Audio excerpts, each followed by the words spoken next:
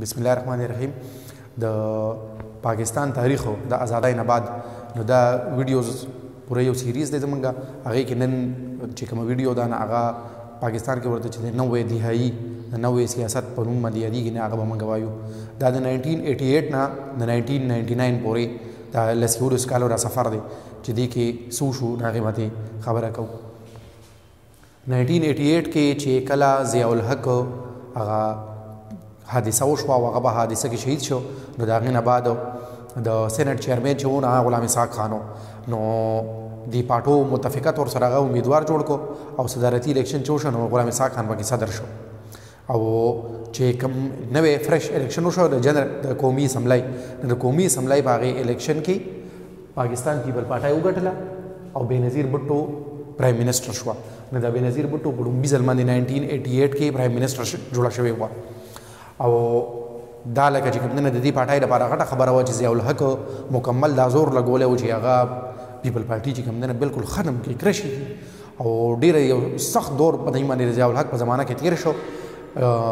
خو دې دا جنۍ چې کومه وه یو ینګ لیډي وه بېنظیر بټو، نو دې خپل قابلیت په دې کې وښو چې د مارشل لا په هغې دور کې سخت دور کې چې کوم دی خپله پارټي نه صرف ژوندی وساتله بلکې چې څنګه مارشل لا ختمه شوه او الیکشن وشو نو دې خپله پارټي د دې جوګه جوړه کړې وه چې هغې الیکشن وګټو.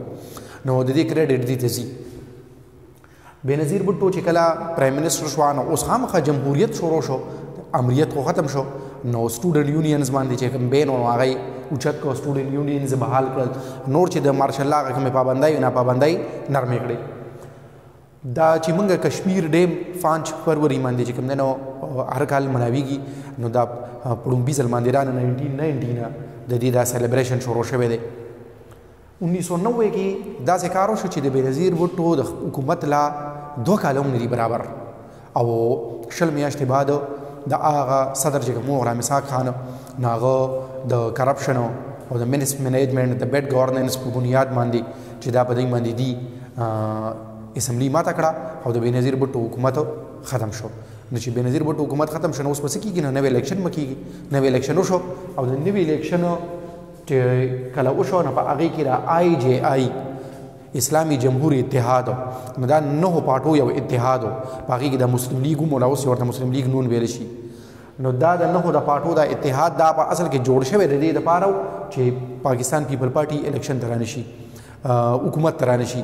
پاکستان پیپل پارټي ولې حکومت ته رانشي؟ ځکه چې دوی انټي اسټبلیشمنټ و هغه ټایم کې، او دا IJI کې چې کومې پارټۍ وې دا ټولې پرو اسټبلیشمنټ وې. نو د اسټبلیشمنټ کوشش دا و چې پیپل پارټي حکومت ته رانشي. هغه دې ځل باندې کامیاب شو. IJI الیکشن وګټو. په IJI کې دننه چې کوم مسلم لیګ و نو د هغې غړی چې و نواز شریف و نو هغه پرایم منسټر جوړ شو.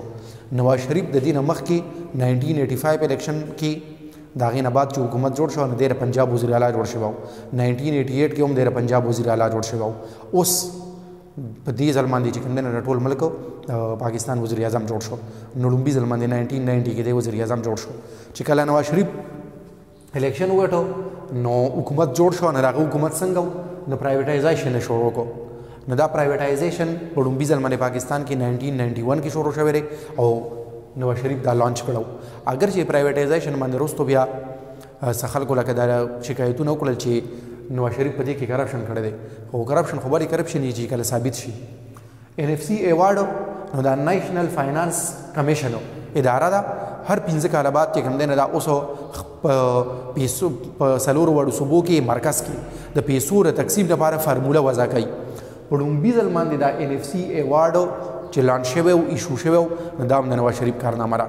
اگر چې په هغې کې چې کوم دی دا خبره کېږي چې نواز شریف پکې پنجاب له ډېره زیاته حصه ورکړه، نورو 3 وړو صوبو له یې کمه ورکړه، لکه 57% د پنجاب حصه وه په پیسو کې، او نواز شریف وایي چې دا د پنجاب آبادي هم دکه 57% ده. نو ځکه ده نو دا خبره که دا چېرې دا لکه چې نو پنجاب له یې پکې ډېره حصه ورکړه، لکه دا موږ رښتیا ومنو چې هغه د پنجاب سایډ کړی دی.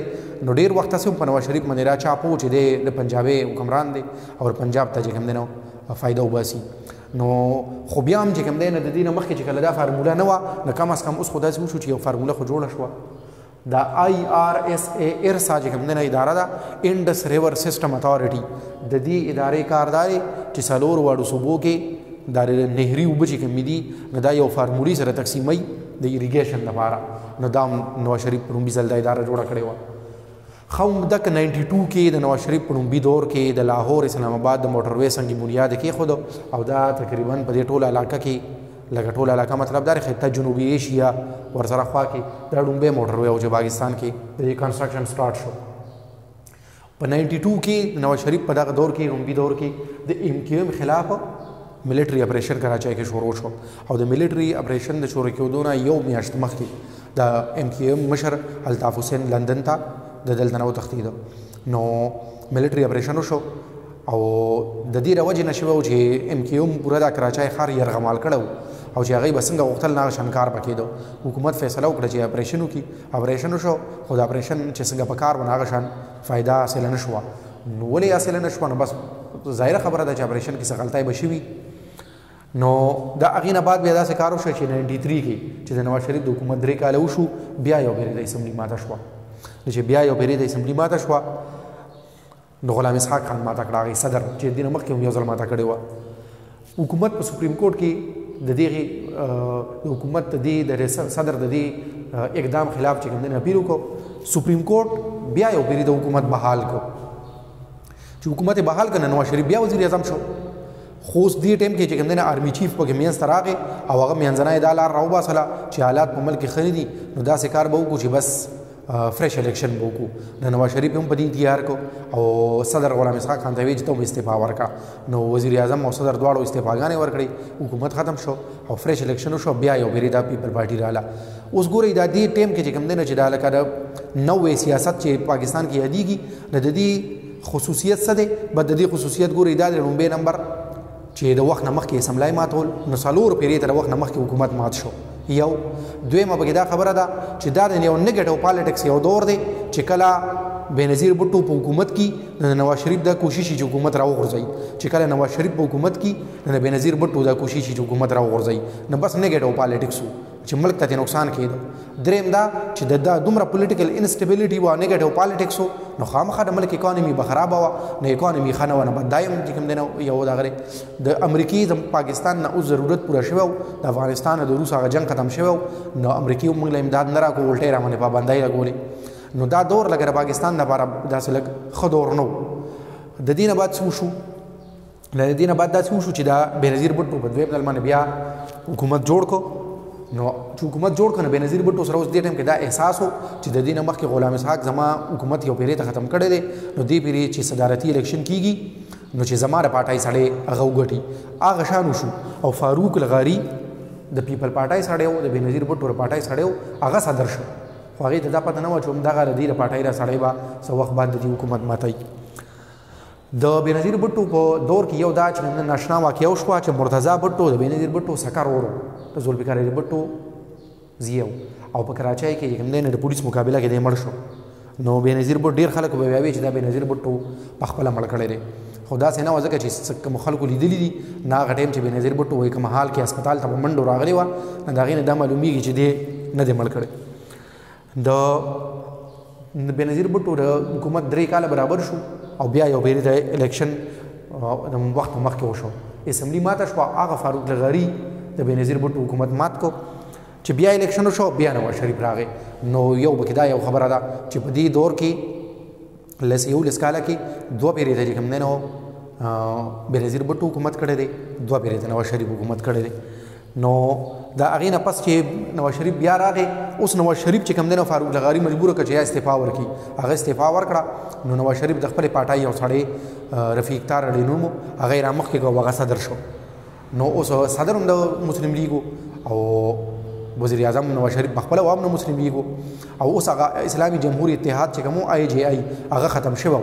د 97 الیکشن کې نواز شریف د مسلم لیګ نون نه چې کوم دی نو عیسی اغوستی وه. او بل پکې دا خبره ده چې دا په لومبي ځل باندې د پاکستان په تاریخ کې داسې وشو چې یوې پارټۍ 2/3 میجارټي واغسته لکه 2/3 اکثریت یې واغسته او دومره زیات سیټونه په اسمبلی کې وګټل. د نواز شریف بل دور چې شروع شو نو نواز شریف په دې کې یو خدا خبره وشوه چې 98 کې چې کله انډیا خپل اټمي دماکې وکړې نو د هغې په جواب کې پاکستان سره 2 لارې وې چې یا د یو اټمي دماکې وکړي یا د دوی بیا چې کوم دی نو اونکي چې اونکي نه څه به کېږي نو بیا به داسې کېږي چې بیا به لکه انډیا بیلنس آف پاور به ډسټرب شي او د انډیا به چې کوم دی نو انډیا ته به لکه زیات اهمیت حاصل شي. نو د نواز شریف حکومت باندې د امریکې د یورپ نه ډېر دباو و خو د چاینا او د مسلمانانو ملکونو د طرف نه ورته سپورټ ورسره و او نواز شریف حکومت دا کا فیصله واغسته او دماکې وکړې. انډیا له د هغې په لهجه کې جواب ورکړو نو چې دا دماکې کړې وي 98 کې دا نواز شریف حکومت و دغه یو کار وکړو شو.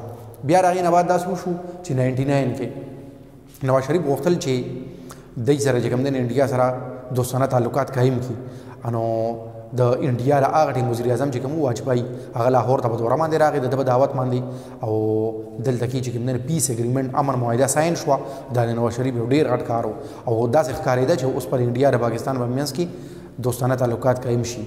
خو د پاکستان د هغه ټیم چې کوم آرمي چیف و جنرال پرویز مشرف هغه په خپل ذهن کې یو نوی پلان جوړ کړو او هغه پلان د کارګل د جنګ و. هغه د انډیا په کشمیر کارګل باندې حمله وکړه او د هغې نه بعد چې کله جنګ جوړ شو نو هغه پیس اګریمنټ امن معاهده خو خود ختمه شوه. نو د کارګل جنګ د مشرف پلان و. نواز شریف د هغې نه څو ورځې بعد وایي خبر کړو او بیا چې کله د کارګل جنګ ورته دا پته ولګېده چې جنګ د انډیا حق کې دی نو بیا هم دغه آرمي چیف وزیر اعظم ته ووایي چې اوس جنګ ختمول غواړي. نو د امریکې په دغه سره چې کوم دی نه هغې پکې منځ ته راوستل او جنګ یې ختم کړ ویدرال یې وکړو. دا د دې دور هغه سیاست و. د دې نه بعد د جنرال پرویز مشرف باره کې چې کوم ویډیو ده نه به دې نه بعد جوړه کړو. ډېره مننه.